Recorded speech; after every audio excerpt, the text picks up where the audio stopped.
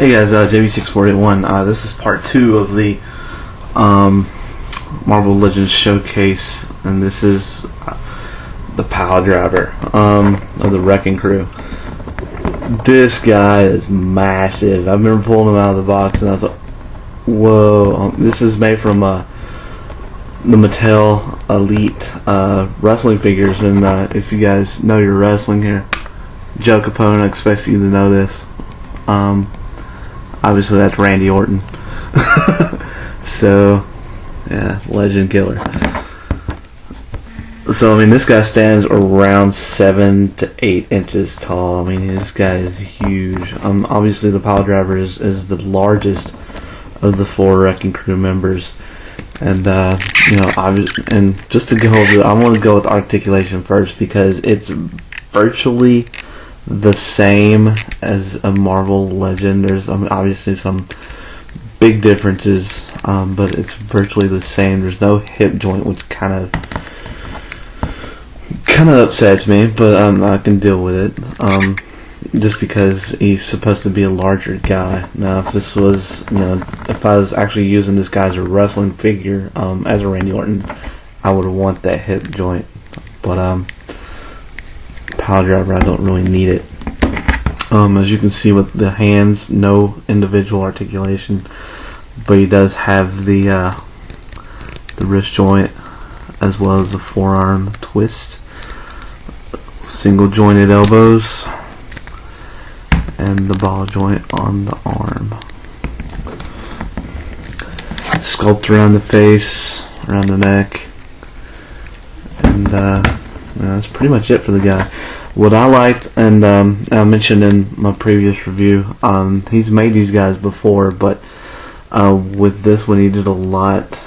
You know, he just used a different color as far as shadowing. He was more of a blue color, and I think the last one he did was more of a black, and the his abs, of course, as well as within his pecs, in between his pecs there, and along the side of the ribs, and as well along the bicep. So I mean, very good job as far as the detail on that for this style figure. It actually brings it more to life without, you know, poking you in the eyes. you know, I would assume if you put like a little bit of black in here, it's just going to look very cartoony, and actually looks more of a real life figure, I guess. So I mentioned I'm kind of doing a thing. See, next to Fin Fang Foom, he's still pretty tall, and that's him standing on his feet. But let's do more of a comparison here. I do have a standard figure of Captain Britain, and this guy just towers over Captain Britain. I mean, just a good 2, maybe even 3 inches, just towers over him.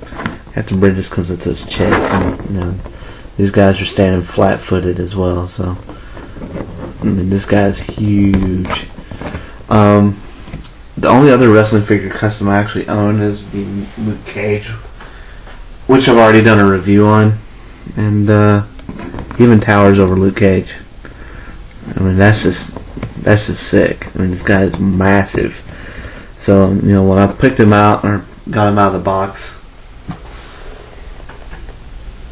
I was definitely impressed. Obviously with all 4, but just the size of this particular guy, and you know, get my hand as well.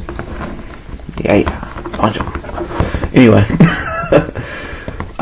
so check the you know, if you guys get a hold of the Randy Orton figure, so you know, it's very simple to do. Once again, just the sculpture around the face. There's a little sculpt up here in the hair, just to kind of give him the little poof on the top. Sculpt around the belt, as well as as well as sculpt around the boots here.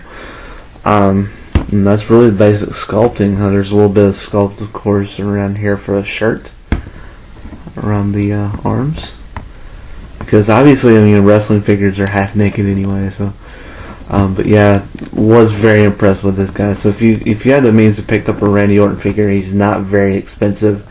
I think I paid like $10 for the figure itself. You know, if you're into sculpting, I would suggest doing this. Really, really sick. Anyway, I'm going to go ahead and cut this review short. Thank you again for watching, guys, and peace out.